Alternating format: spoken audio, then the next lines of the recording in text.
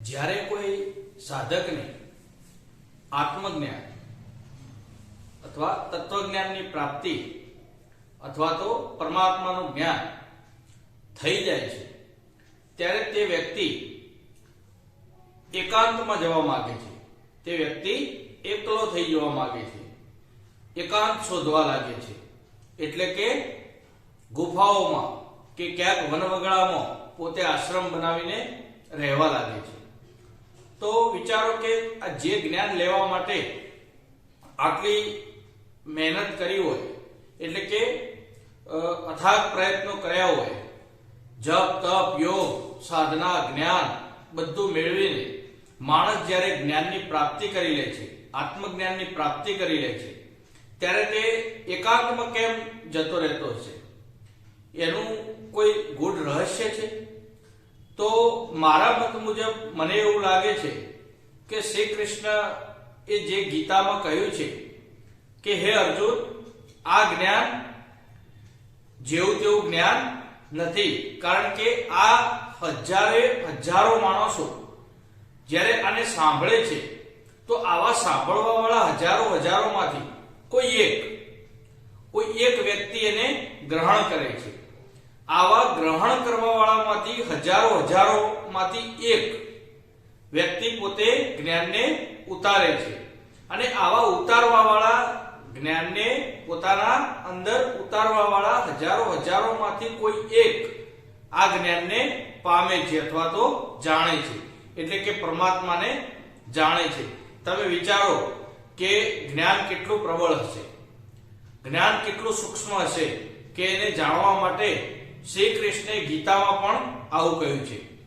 તો જે સાધકને આત્મજ્ઞાનની પ્રાપ્તિ થતી હશે ત્યારે તેને પણ કદાચ એવું થતું હશે કે હવે હું આ જ્ઞાન કોને આપું, કઈ રીતે આનો પ્રચાર કરું. એટલે એ વ્યક્તિ પોતે ગુફાઓમાં સંતાઈ જતો હશે કે તો આશ્રમોમાં જતો રહેતો હશે. કારણ કે એકલો થઈ જતો હશે કે હવે હું કોને આ જ્ઞાન કહું. પણ સંજોગો વસાત કહેવત છે ને કે જે જિજ્ઞાસુ સાધક હોય તો એ સત્પુરુષને ગમે ત્યાંથી શોધી લે છે. એટલે કે જિજ્ઞાસુ સાધક હોય તો સત્પુરુષને શોધતો તે ગુફાઓમાં હોય, કંદરાઓમાં હોય કે પછી ગમે ત્યાં વનવગડામાં આશ્રમ કરીને રહેતા હોય, પરંતુ જિજ્ઞાસુ સાધક હોય છે એ એમને શોધી લે છે. પણ સંજોગો વસાત આવા સત્પુરુષો ક્યાંક સમયે પોતે પણ બહાર નીકળતા હોય છે. અને જો કોઈ સંસારી માણસને આવા સત્પુરુષના દર્શન થઈ જાય અને એમના મુખમાંથી જો એક વચન સાંભળવા મળી જાય અને એ વચનનું જો પાલન કરી દે તો સંસારી વ્યક્તિ પણ ક્યાંયથી ક્યાંય પહોંચી જાય છે. તો આજે આપણે એવું એક સરસ દ્રષ્ટાંત જોઈશું કે જેનાથી એક વ્યક્તિ સત્પુરુષનો સંગ થવાથી ક્યાંથી ક્યાં પહોંચે છે. તો આપણે હવે દ્રષ્ટાંતની શરૂઆત કરીએ. એક ગામ હતું. હવે એક નાનકડું ગામ હતું. એ ગામની અંદર એક સુખી પરિવાર, સુખી એટલે કે ગરીબ, સાવ વિચારો ગરીબ હતો, પરંતુ શાંતિથી બે જણા રહેતા હતા. એમનું નામ હતું જહકણજી. હવે આ જહકણજી એમની પત્ની સાથે ગામની અંદર એક જગ્યાએ ઝૂંપડું કરીને શાંતિથી બંને જણા રહેતા હતા. હવે એમની પાસે કોઈ માલ મિલકત કે ખાવા માટે પણ ન હતું. એવી પરિસ્થિતિ હતી કે રોજ કમાઈને રોજ ખાતા હતા. પરંતુ આ જહકણજીની જે પત્ની હોય છે તે બહુ ભજનીક હતી, એટલે કે પોતે સત્સંગી હતી. એને આ સત્સંગ ભજનમાં બહુ રસ હતો. એટલે દરેક વખતે ભગવાન અને આવા કોઈ સંત મહાત્માઓ એમના ઘરે આવતા તો આદર સત્કારથી તે એમની પૂજા અર્ચના કરીને ગમે ત્યાંથી લાવી કરીને પણ ભોજન કરાવતી હતી. આવા એક પ્રેમી માણસો હતા. હવે આ જહકણજી હતા, એમની જોડે બીજો કોઈ ધંધો હતો નહીં કે તે ભણ્યા પણ નહોતા. એટલે એ પોતે ચોરીનો ધંધો કરતા હતા. રોજ ચોરી કરતા અને નાની મોટી ચોરી કરી અને ઘરે લાવતા અને એમાંથી આ બંને જણા ખાતા હતા.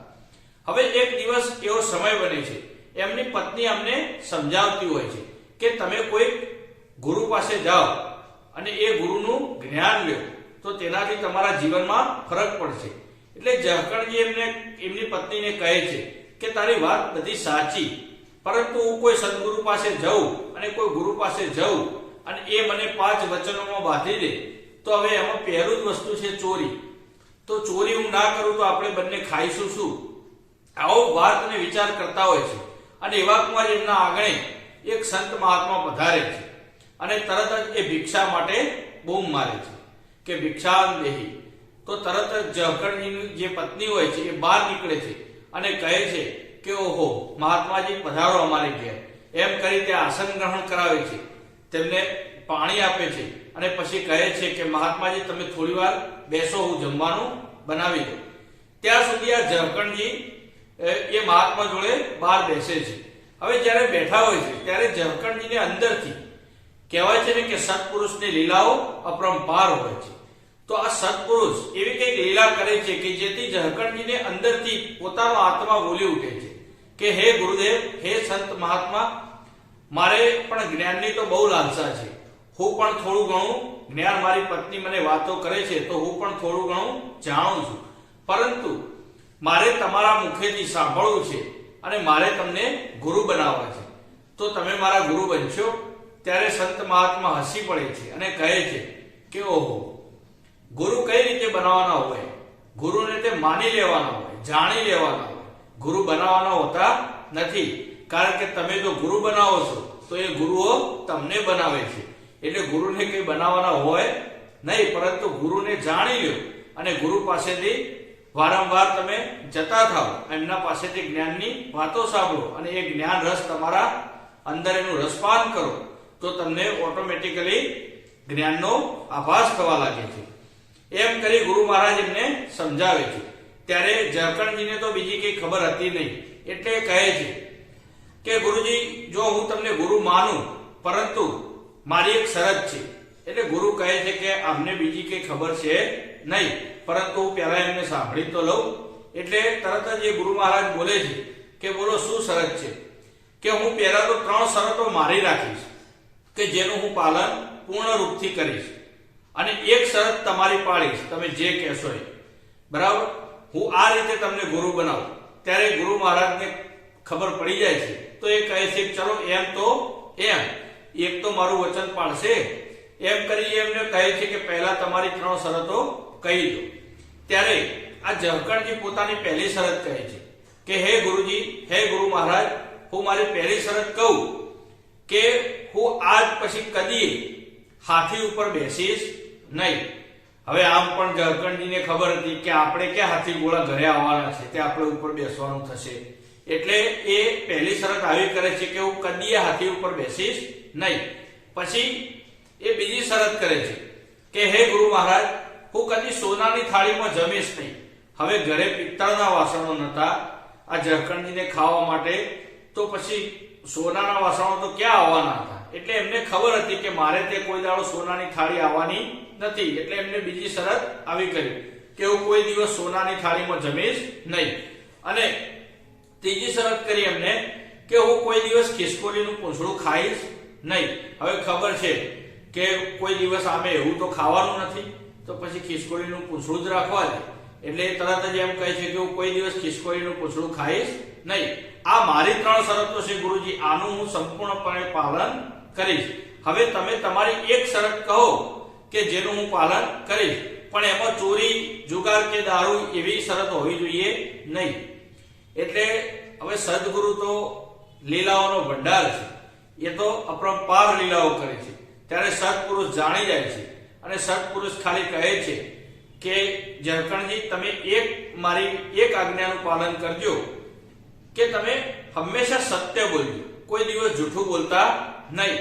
તમારી આગળ કોઈ પણ પરિસ્થિતિ આવી જાય, ગમે તેવી વિટમણા આવે, પરંતુ તમે સત્ય બોલજો. અને જો કોઈ પરિસ્થિતિમાંથી બહાર નીકળવું હોય અને કોઈ કઠિન પરિસ્થિતિ આવે તો જય ગુરુ મહારાજ કહી આગળ વધજો. ત્યારે ઝકણજી ખુશ થઈ જાય છે અને આ બધું થતા જ એમના ઘરે જમવાનું તૈયાર થઈ જાય છે. આટલી વાતચીત થાય છે ત્યારે જ્યારે એમની પત્ની ગુરુ મહારાજને જમવાનું આપવા આવે છે અને પ્રેમથી જમાડે છે, ત્યારે પછી ગુરુ મહારાજ જમીને આગળ નીકળી જાય છે. ત્યારે ઝકણજી એમની પત્નીને વાત કરે છે કે આજે મેં ગુરુ કરાવી લીધા. આપણા ઘેર જે સંત મહાત્મા આવ્યા હતા એમને મેં ગુરુ માની લીધા, પણ મેં એમના જોડે પણ શરતો કરી છે. એટલે એમની પત્ની કહે, કઈ શરતો? કેવી શરતો હોય? એટલે એમને કહ્યું કે મેં 3 શરતો મારી કરી કે જે કદી આપણે આમે પણ કરવાનું હતું નહીં. એટલે એમની પત્ની તરત જ પૂછે છે કે એવી તો કઈ શરતો કરી? એટલે એમને કહ્યું કે મેં એવું કીધું કે હું કદી હાથી ઉપર બેસીશ નહીં. બીજી શરત મેં એવી કરી કે હું કદી સોનાની થાળીમાં જમીશ નહીં. અને ત્રીજી શરત મેં એવી કરી કે હું કદી ખિસકોલીનું પૂંછડું ખાઈશ નહીં. એટલે એમની પત્ની પણ ખુશ થઈને હસવા લાગી કે આમ પણ આવું તો ક્યાં આપણા ભાગ્યમાં છે. પરંતુ તરત જ આ ઝકણજી કહે છે કે એક શરત ગુરુ મહારાજે મને કરી છે, એક વચન એમને મને આપ્યું છે, એનું મારે પાલન કરવું છે. પરંતુ એ થોડું અઘરું તો છે. એટલે એમની પત્નીએ પૂછ્યું કે શું વચન આપ્યું છે? એટલે એને કહ્યું કે ગુરુ મહારાજે એવું કહ્યું છે કે કદી જૂઠું બોલીશ નહીં, હંમેશા સત્ય બોલજે. એટલે એમની પત્નીએ તરત કહ્યું કે જો ગુરુએ વચન આપ્યું હોય તો પછી એનું પાલન તમે કરજો. ત્યારે આ ઝકણજી કહે છે કે હવે હું એનું પાલન તો તન મનથી કરીશ. અને તરત જ પછી ઝકણજી કહે છે કે હવે જો આવું કરવું હોય તો પછી હું ચોરી કરવાની વાત જે છે તો હું એક વખત ચોરી કરી લઉં, પણ એવી ચોરી કરી લઉં કે આપણા જીવનમાં કદી ખૂટે નહીં. તો મારે એક વખત જ આ કરવું પડશે અને પછી આપણે બંને શાંતિથી રહીશું અને ભક્તિમય જીવન કાઢીશું. તો આ ઝકણજી આવું બોલી અને તરત જ એમની પત્નીને કહે છે કે તું રોટલો ને ડુંગળી બાંધી કાઢ, મને ખબર છે કે ક્યાં ચોરી કરવી. એટલે એમની પત્ની તરત જ રોટલો ને એવું બનાવી દે છે પાછું, કારણ કે ચોરી કરવા નીકળે તો સમયનું કોઈ નક્કી રહે નહીં. આજે નીકળ્યો તો ગાળો તો 3 દિવસ પણ થઈ જાય.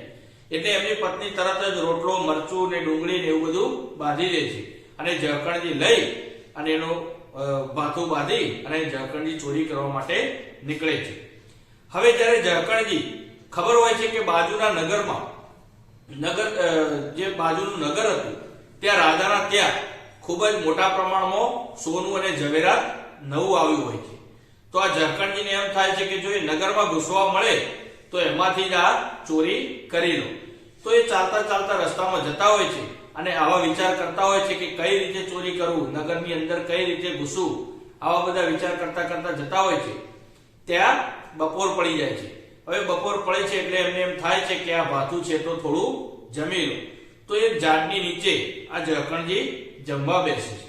જ્યારે એ પોતે ભાથું કાઢી અને જમતા હોય છે ત્યારે એ ઝાડની ઉપર એક હંસલો અને એક હંસલી બેઠા હોય છે અને બંને વાતો કરતા હોય છે. ત્યારે ઝકણજી પક્ષીઓની ભાષા જાણતા હતા. આમે પહેલા જે ચોર હતા એ બધા પક્ષીઓની ભાષા જાણતા હતા. તો આ ઝકણજી પણ પક્ષીઓની ભાષા જાણતા હતા.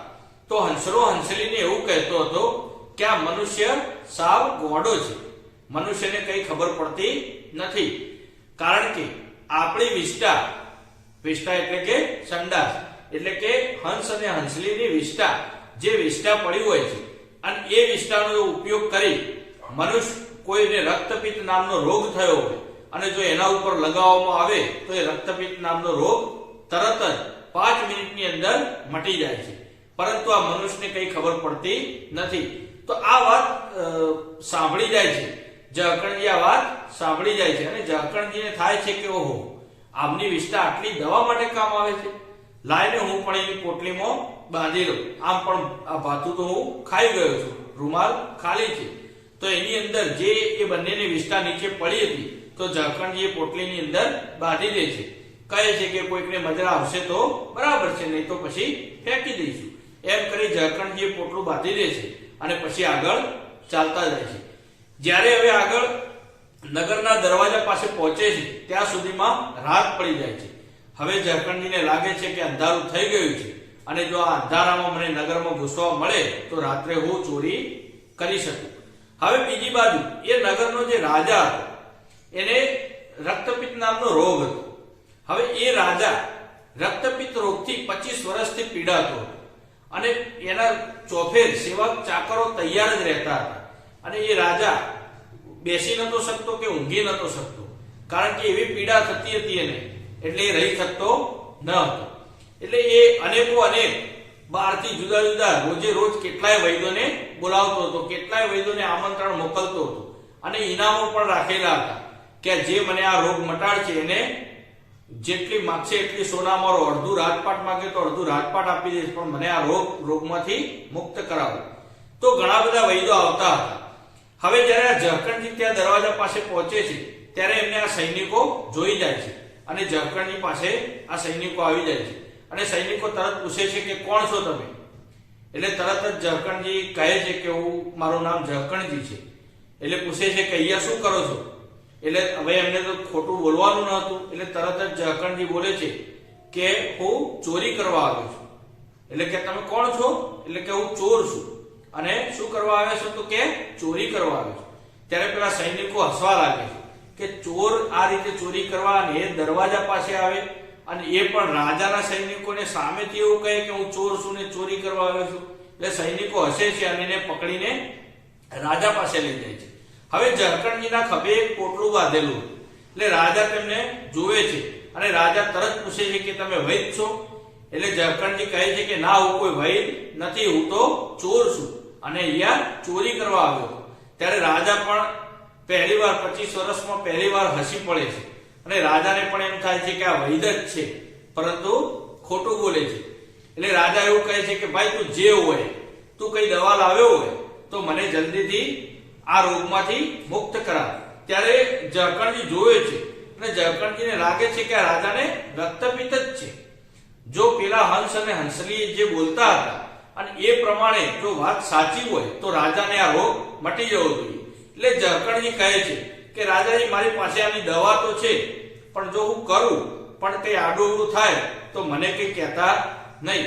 એટલે રાજા કહે છે ભાઈ આમ પણ 25 વર્ષથી હું રેબઉ છું, કઈ આડું થવાનું નથી, તું તાર કરને દવા. તરત જ ઝરકણજી જે પ્રમાણે હંસ અને હંસલી બોલ્યા હતા એ પ્રમાણે તરત જ એને વાટી દે છે.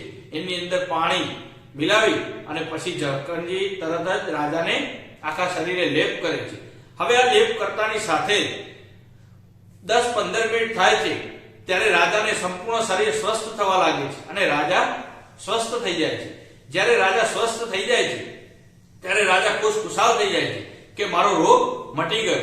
એટલે તરત જ તમે વૈદ નથી, તમે તો ભગવાન છો, તમે તો ખરેખર પરમાત્માના અવતાર છો એમ કરી પેલા જે ઝરકણજી હોય છે એમને પગે લાગવા લાગે છે.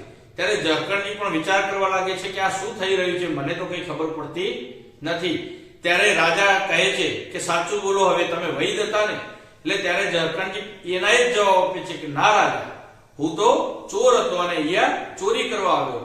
ત્યારે રાજાજી કહે છે કે હવે તમને ચોરી કરવાની છૂટ છે, તમારે જે લૂંટવું હોય એ રાજ્યમાંથી લૂંટી લો, કારણ કે મારે હું 25 વર્ષથી જે રેબાતો હતો એ આજે સાદો થઈ ગયો છું. આજે તમારે અડધું રાજપાટ જોઈએ તો અડધું રાજપાટ લઈ લો, પણ હવે હું તમને આજના આજ કે જવા દઈશ નહીં. તમે થોડાક દિવસ મારા ત્યાં મહેમાન બનીને રહ્યો, કારણ કે તમે તો મારા ભગવાન છો.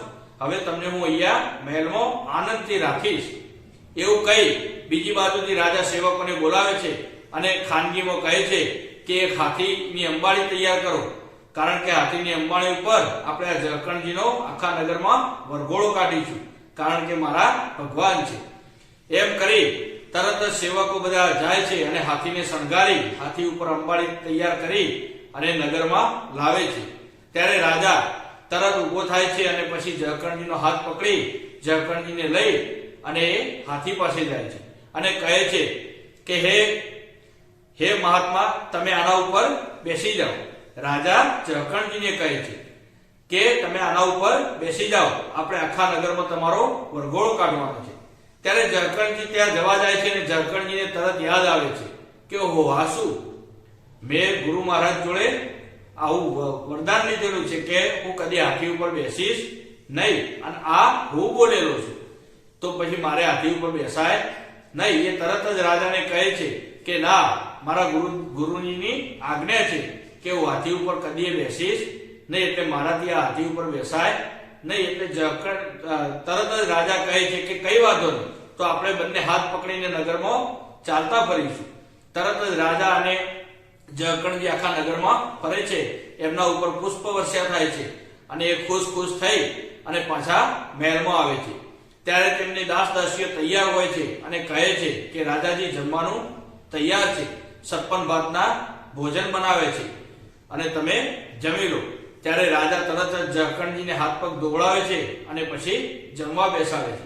જ્યારે જમવા બેસાડે છે, હવે રાજાના ઘેર તો શું ખોટ હોય, ત્યારે તરત જ સોનાની થાળીમાં જમવાનું લઈ એમની દાસીઓ આવે છે અને ઝાકળજીની નજર પડે છે. ઝાકળજીને તરત થાય છે કે ઓહો, આ શું સોનાની થાળી?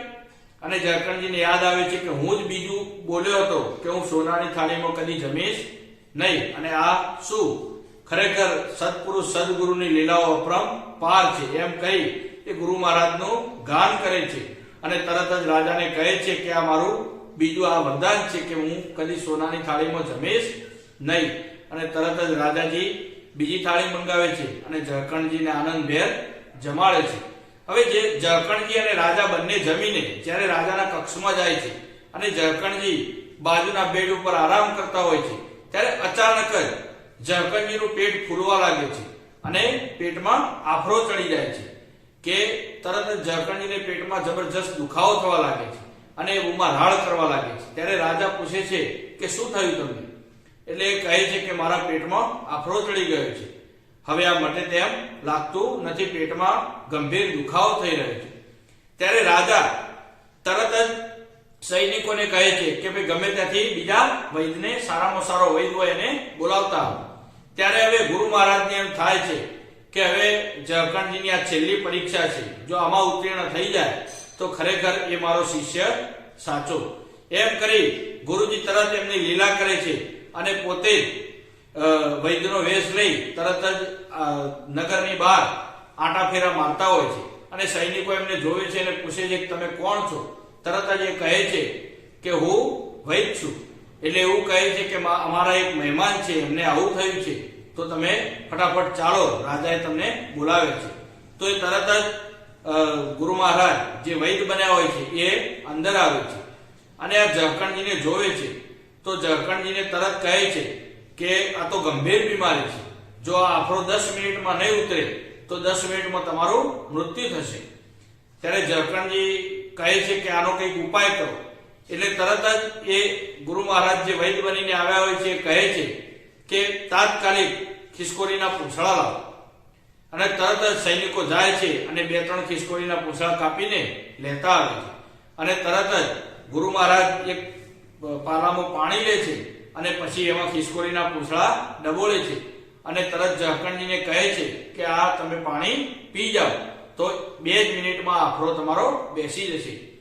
તરત જ એ ઝાકળજી બોલે છે કે આ શું હતું? તો કે ખિસકોલીના પૂંછડા હતા અને આ જે કાની દવા છે, બીજી કોઈ દવા છે નહીં.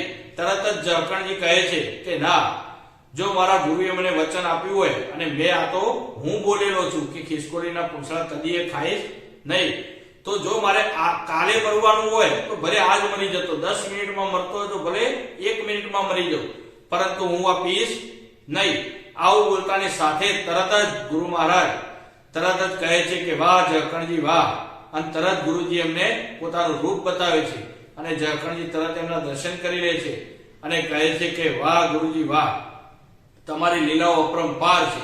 અને તરત જ ઝાકળજી જેવા હતા એવા ને એવા થઈ જાય છે અને પછી ગુરુ મહારાજ ત્યાંથી નીકળી જાય છે. અને જ્યારે રાજા ઝાકળજીની આગતા સ્વાગતા કરી અને ઝાકળજીને જ્યારે વિદાય આપે છે, ત્યારે ગાડે ગાડા ભરી સોનામોરો અને સોનાના સિક્કા, ઝવેરાત બધું આપે છે અને તરત જ ત્યાં ગાડું લઈ ઝાકળજીને પોતાના ગામમાં મૂકવા જાય છે. જ્યારે પોતાના ગામમાં પહોંચે છે અને એમની પત્ની જોવે છે તો એમની પત્ની આખા બાકા થઈ જાય છે કે આ શું છે. તરત પછી ઝાકળજી એમને સંપૂર્ણ વાત કરે છે. ત્યારે પત્ની કહે છે કે જોયું, ખાલી ગુરુનું તમે એક વચન લીધું હતું, 3 વચન તો તમારા હતા, પણ ગુરુની લીલા તો જુઓ કે 3 વચનો તમને તમારા આડા આવ્યા. અને તરત જ એ કહે છે કે હવે ગુરુ મહારાજના ચરણોમાં ગમે તે કરી મારે એમને શોધવા પડશે. અને પછી ઝાકળજી જંગલ ફરે છે અને ગુરુ મહારાજની ફરીથી શોધ કરે છે અને એ ગુરુ મહારાજના ચરણોમાં પોતે મસ્તક નમાવી ગુરુ મહારાજને આધીન થઈ જાય છે. કારણ કે ગુરુ મહારાજને કહે છે કે જો તમારો એક શબ્દ પાળવાથી જો મને આટલો બધો ફાયદો થતો હોય અને આ બધું મને ભૌતિક સુખ મળી જતું હોય, તો જો તમારું હું બધા વચન પાળું અને તમારા જ્ઞાન લઉં તો પછી હું તો આ ભવસાગરમાંથી પાર થઈ જાઉં. તો ભવસાગરને તરવા માટે ગુરુજી મને કંઈક જ્ઞાન આપો એમ કરી અખંડજી એમના આધીન થઈ જાય છે. તો તમે જોયું કે એક સત્પુરુષનું એક વચન કેટલું બધું કારગર સાબિત થાય છે. તો તમે પણ કોઈ સત્પુરુષનો સંગ કરજો, જેનાથી તમારામાં જ્ઞાનની વૃદ્ધિ થાય. હવે આપણે આવો જ બીજા વિડીયો બનાવીશું પાછળ. ત્યાં સુધી જય ગુરુ.